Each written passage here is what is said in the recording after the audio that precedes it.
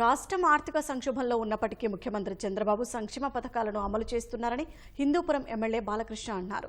శ్రీ సత్యసాయి జిల్లా హిందూపురంలో ఎమ్మెల్యే బాలకృష్ణ 2 అన్నా క్యాంటీన్లను ప్రారంభించారు. పేదలకు అల్పాహారాన్ని వడ్డించారు. ఎన్టీఆర్ పేరుతో ఏర్పాటైన అన్నా క్యాంటీన్లను ప్రారంభించి ఆయన పేరు స్మరించుకున్నామన్నారు. హిందూపురం అభివృద్ధికి ముఖ్యమంత్రి 90 కోట్ల రూపాయలు మంజూరు చేస్తారని, భవిష్యత్తులో కూడా మరిన్ని నిధులు వస్తాయన్నారు. జిల్లాకు సత్యసాయి పేరు అలానే ఉంచి జిల్లా కేంద్రంగా హిందూపురాన్ని ఏర్పాటు చేయాల్సిందిగా ముఖ్యమంత్రి దృష్టికి తీసుకెళ్లినట్లు బాలకృష్ణ తెలిపారు. ప్రభుత్వాన్ని తెచ్చుకున్నారు. ఇవాళ ఆసుపత్రి కూడా డెవలప్ చేయాల్సింది ఉంది.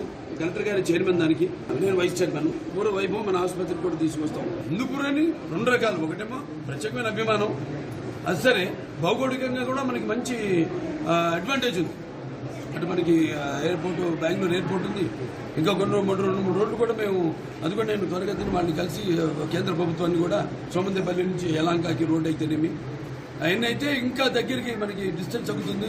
తుమ్ముకుంట మీదకి వెళ్తుంది. ఏదైతే నాన్నగారు అప్పుడు పారిశ్రామిక వాడను ప్రారంభించారు. ఇలా అన్నీ కూడా అంటే ఏమి లేదు, సర్ఫేస్ ట్రాన్స్పోర్టేషన్ అన్నీ కలిస్తేనే జనం బ్రాండ్ ఉంది, చంద్రబాబు నాయుడు గారి బ్రాండ్ ఉంది. ఎలాగో ఇవన్నీ కలిస్తేనే ఒక అద్భుతం జరుగుతుంది.